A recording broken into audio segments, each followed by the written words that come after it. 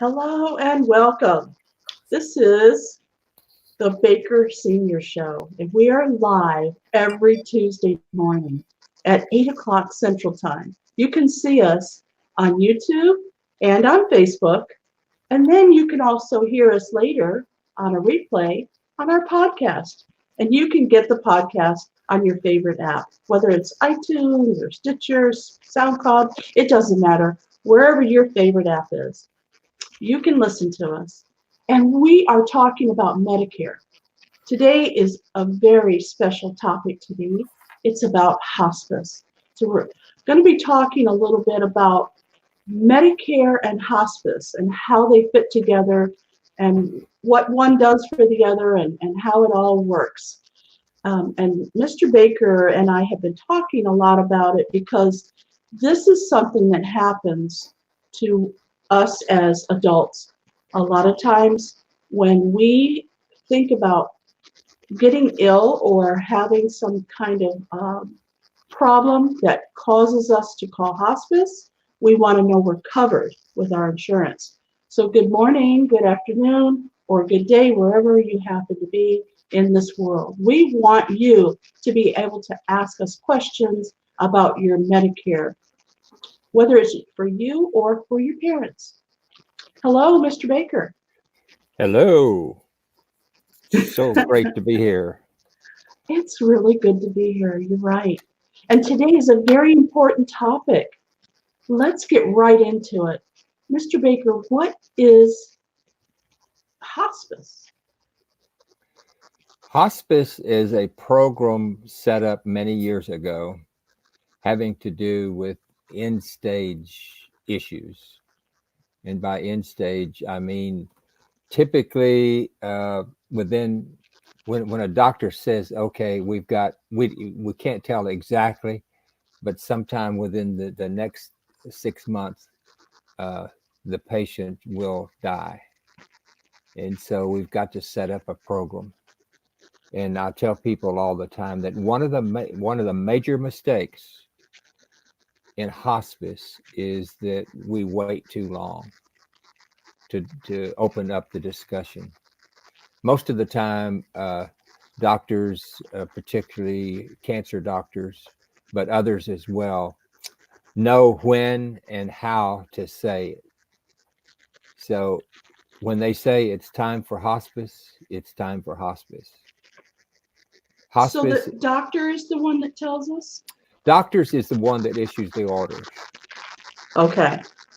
But the family can start talking about it before the doctor actually gives the order. Yes, and that's actually preferable. So you open up the discussion with the attending physician, and it goes from there. And they know what to do. They have literature available. They know how to contact, who to contact, and when to contact. So it's important to go ahead and have the discussion and make the initial contact. And then the hospice people themselves are very professional. They do this day in and day out, and there's almost no question they don't have an answer for. So it's just a matter of initiating it, and you don't have to take advantage of the hospice program right away. You can wait till later and so forth. That depends upon when the doctor wants to issue the order, and once he or she does that, then it's time to move. So, as someone who handles Medicare, you've had to deal with doctors and family members that need to start talking about hospice. Is that Hmm. true? Yes. And typically, when someone calls me about it, I will do exactly what I just did. Uh, the physician is in charge, so the physician and his office know what to do, when to do it. So, but the important thing is to start the discussion, not wait 2 weeks out or 3 weeks out, and then everybody has to scramble around. So it's just a matter of planning ahead and opening the discussion. Now, is this something that you start the discussion with, Mr. Baker, or do you wait for the No, patient's family to contact no, you? no. As an insurance agent, I'm out of it. I'm out of it. So So you don't even give them the choice, like say, you might want to start thinking about hospice and here are the phone numbers? well, Nothing like that? there's something called HIPAA, and let me tell you about HIPAA. Outside of the professional, I mean the medical profession itself, and the patient and their family, no one else should enter the discussion. So I can tell them that they need to discuss this with their physician, and then they have to take it from there. So as an agent, as a licensed agent, it would be a HIPAA violation for me to enter into the discussion. So that's something that CMS is very strong on. And I can understand that. I really Right. can. Right. So basically what you're doing is not inquiring, but answering questions when the family comes to you or the person who just got a terminal diagnosis calls you and says, "Am I covered?" So this is where the Medicare and hospice come together. Yes. Yes, exactly. So And how does Medicare and hospice connect? What's the connection?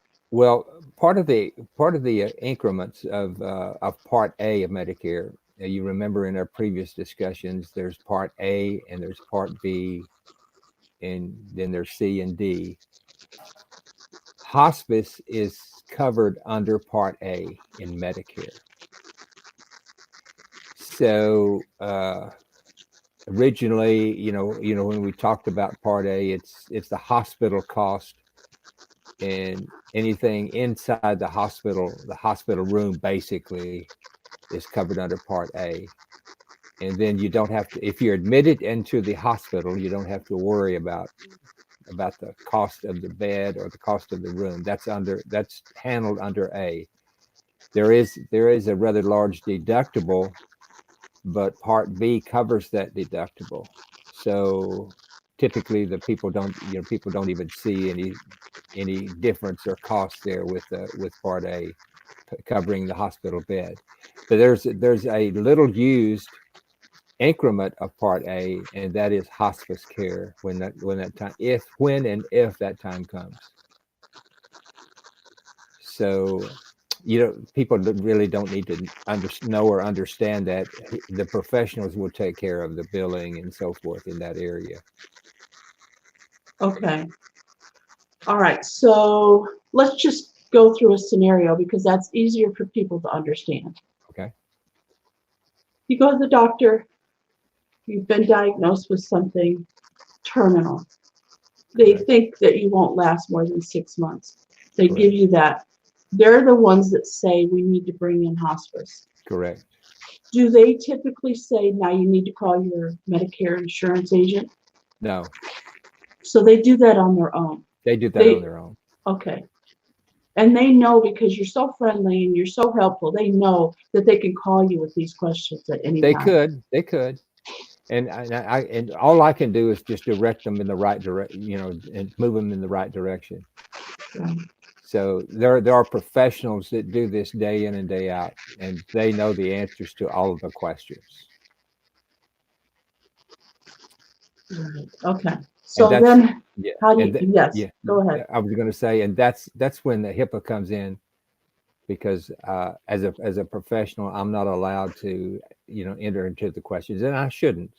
It's just a matter of my area is the insurance coverage itself, and beyond that, that's between them and their doctor, and perhaps the hospice people as well. We'll say this, that hospice organizations are throughout the country. It's like a blanket, and there are many different agencies and so forth. But once you're in contact with an agency concerning the hospice, they will go ahead and contact the doctor's office and set up the ball to start rolling. And they know when to pull the trigger and under what circumstances to pull the trigger. The most important thing, the most important barrier that the family has is to start talking about it. And once they start talking about it, then the hospice people know what to do and they can take it from there. So when do you get involved? I'm still not clear I on don't, I don't, how, I don't get involved at all except to refer them to the doctor's office. And then I will say, when someone questions me about it, I said, you need to speak with your doctor and they will direct you from there. but you're offering Medicare. Right. So if they don't contact you, how does Medicare get involved? Well, the doctor's office knows all about Medicare. They deal with that end of it much more than I do. So once it's established that you have Medicare and perhaps a supplement, or you're in the Advantage program, they know exactly how to do it. So I'm not involved in any way except on a referral basis. Okay. So some of the questions that I have for you really don't matter because you're not involved. I don't really understand what it is that you want us to know about hospice today. Well, hospice, one of the, as I said a little earlier, one of the major mistakes is that people are sometimes reticent to even open up the discussion. Once that is opened up, then the professionals can take over. And it's good for somebody in the family to go ahead and call a hospice organization, and they deal with this day in and day out, so they know exactly what to do and what to say. So my purpose today is just to discuss what's out there in terms of hospice and Okay. how you can avail yourself of the benefit. Okay. Then let's talk about that. How Okay, do now, we avail of how do yeah. we avail ourselves of hospice Well, through Medicare? there's one thing that I'd like to address, and that is, we're talking principally about Medicare, but Right. sometimes hospice is needed outside of Medicare. In other words, say the person is 58 years old and he has a terminal illness, then Medicare is not even in the issue. But that means that they can go ahead and contact hospice again, just like in the Medicare situation. They know exactly what to do and how to say it and tell you the setup. And they may actually even send someone out to your house and discuss that. Hospice itself is across the nation is made up of many agencies. By agencies, I mean hospice is a nonprofit. By nonprofit, it's called a 501c3 organization. 501c3 organizations, by their nature, are available for the public. Now, whether it's covered by Medicare or whether it's covered by individual insurance or group insurance, or someone doesn't have the proper kind of insurance at all, they do not turn anyone away. Oh, that's so good to know. My Yeah, goodness. no matter what the age. Oh, that is so good to know. I was a little concerned about that. I thought maybe you had to be on Medicare in No, order to no, get hospice. We no. we have someone in the audience that's asking a question. I'm going to put it up on the screen here. This is Louise Dewey, Lady Lou, and her comment is hospice is wonderful when a family needs it. Can Hmm. it be in the home or in the hospital? It can be in the home, in the hospital. It can be in a long-term care situation. It could be in any other kind of institution. They know the questions to ask and where to go and how to set it up. So it's a wonderful comfort to know that the people really do care and they're caring people. And so they take the issue from there. And if there's a question, should we go home? Should we stay in the hospital? Should we do that? Da, da, da, da? They know the answers. So So, okay, so when you say no matter what your situation, hospice is covered because it's a nonprofit. They find the money somewhere, whether it's from your insurance, whether it's from Medicare, or if you're just playing out of luck. Yes. So does that mean it covers people that are my age? Yes. Okay, well, that's good to know. That tells everybody that I know your age. So anyway, yes. I'm Yes, just sir. under the Medicare age. Right. Right. Do you know what hospice covers? What kind of care that you can get? Well, they know the steps. In other words, they know what equipment is needed, and they know when the equipment is needed, and they have it with them. So they will send someone out, say if need be, on a 3-day basis. Or I have a friend who's a pastor, and he does a lot of hospice work. So if there's a spiritual need, that's part of the group, and hospice will send him out on a regular basis. So he does a lot of that just on the side. So he knows the deal, he knows the situation, so he can ask the questions and deal with it on a professional basis. So that's available as well. You may not know the answer to this question, but it is popping in. What if your doctor doesn't order it? Can you still have hospice? Well, I'm totally unsure about that, but you have to open up the discussion and ask the doctor, is it time? Most of the time, yes, I'm dealing with this secondhand because I'm not in the room, so most of the people will tell me this happened and that happened, and so over the years I've kind of put together a picture, kind of from the outside, and I know how to refer them, and I can ask the few of the first questions, but the physician's office and the physician basically are the people in charge. That brings up a good question. Who refers you? Now, I know yesterday I was talking to a friend of mine and she really wanted to sign up for Medicare. So I gave her your number as a referral. Mm-hmm. Do the doctors give you referrals? Do the nurses? Who sends you referrals? Who should be thinking about it? Yeah, typically not, because if they did that, they know agents would be on their doorstep all the time, trying to talk with them and everything, and they're busy enough trying to see all the patients and refer them to whatever other issues they need to deal. So typically not, and I, as a professional, pretty much stay away from doctors' offices. Medicare Advantage, you can enter into that discussion a little bit more, but I typically stay away. You mean you don't want people to call you an ambulance chaser? Right, exactly. I'm not an ambulance chaser, no. Right. No.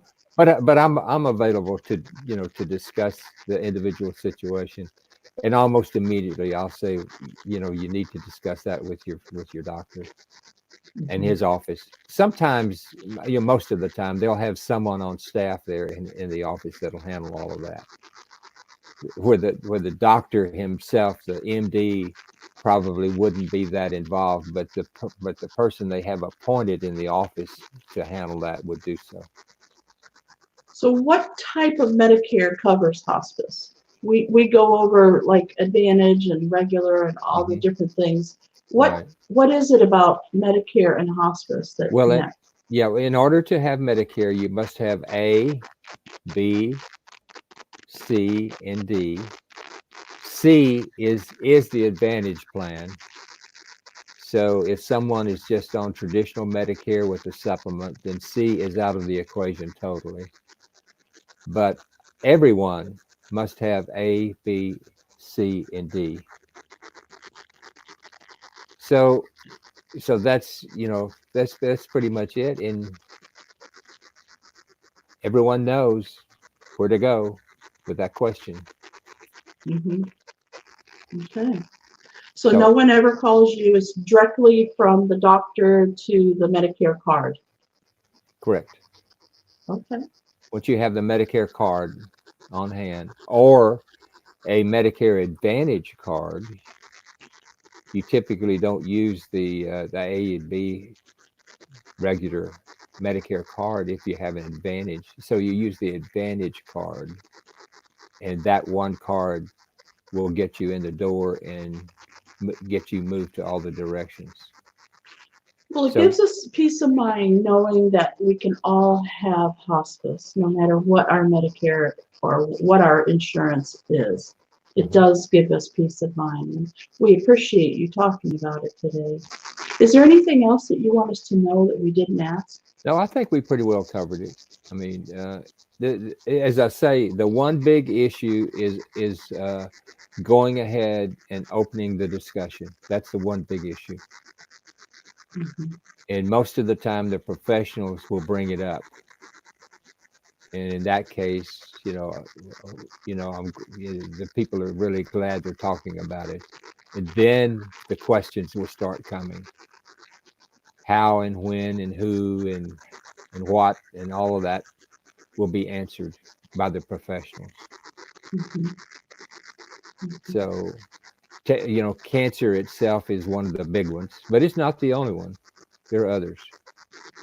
Right. And there are people that have been in automobile wrecks, as an example, at any age.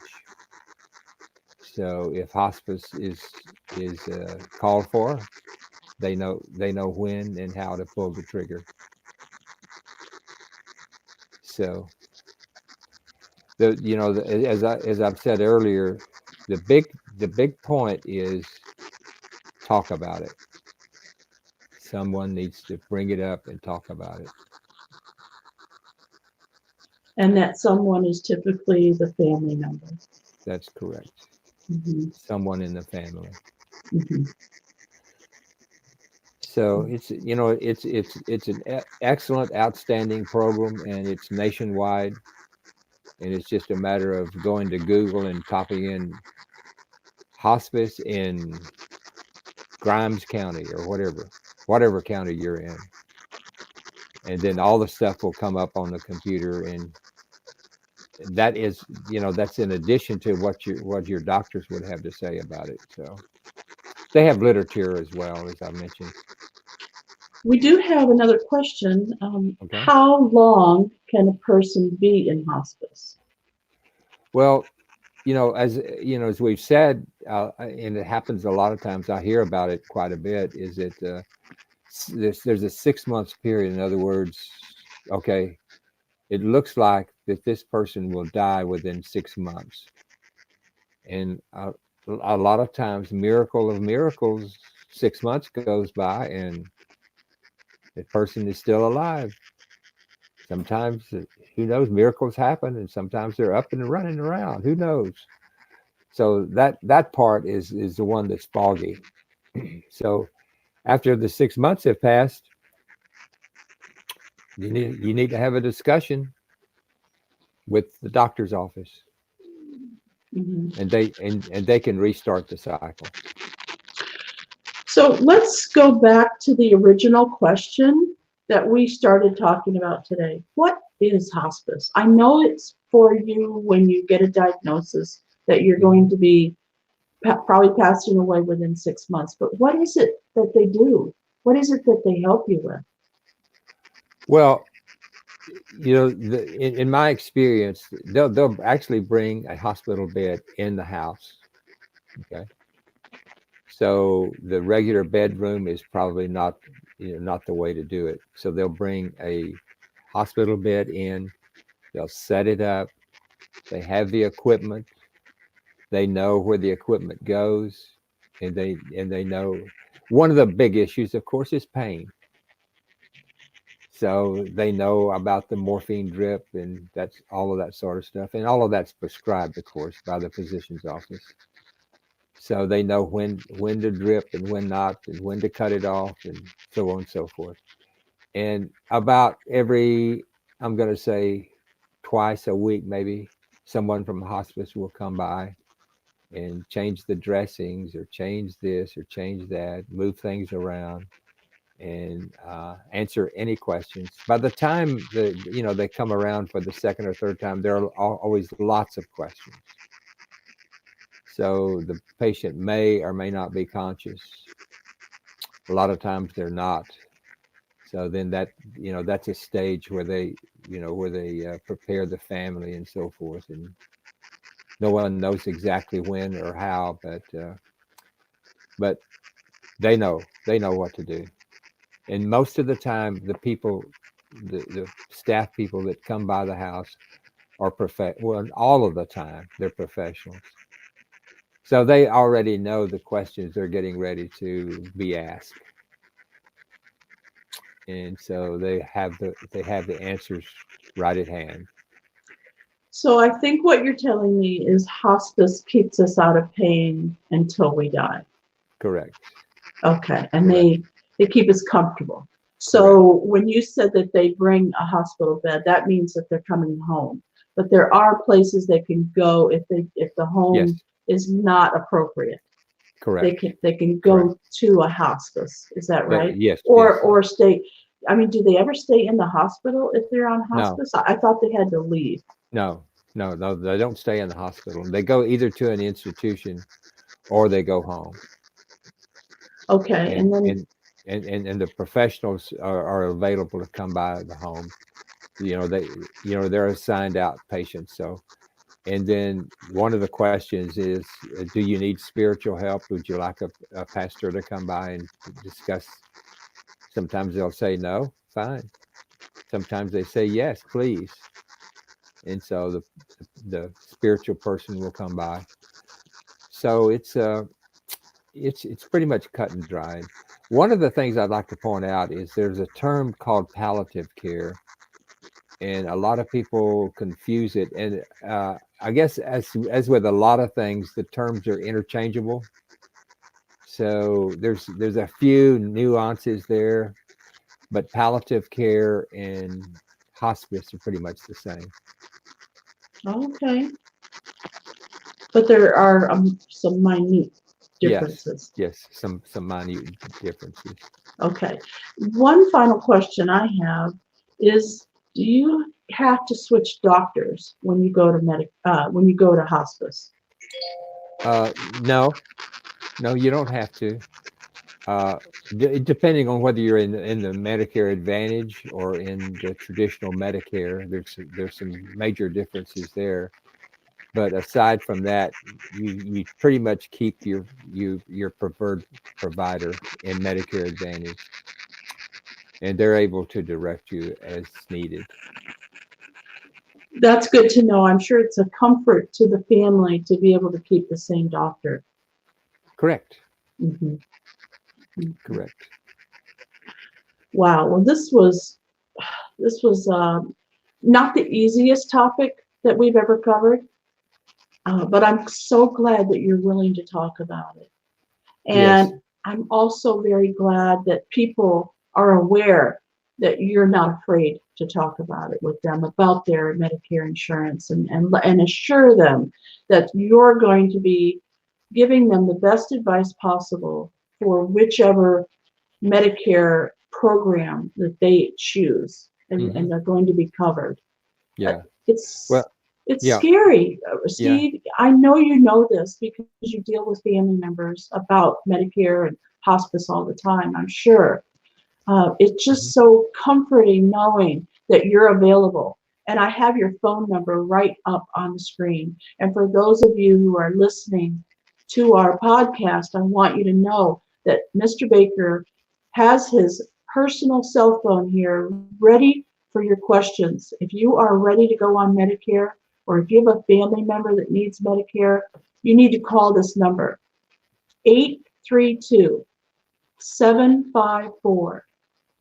832-754-3292. That's Steve Baker from the Baker Seniors. And he is going to take care of you. He's going to answer your questions. He's going to make sure you're covered. He's going to make sure that you understand what you need to about Medicare, because it's important when you really need it. You need that phone number. So I need you to write it down, put it somewhere safe and sound, that you know that you can go and get it. 832-754-3292. Thank you, Mr. Baker, for your information today. I was glad to be here. So we are here, we are live every Tuesday morning at 8 o'clock Central Time. And we're going to be answering your questions. If you have some questions that we haven't covered, please let us know what they are, and we would be happy to address them. All right, well, thank you. See you next time. Bye for Bye. now.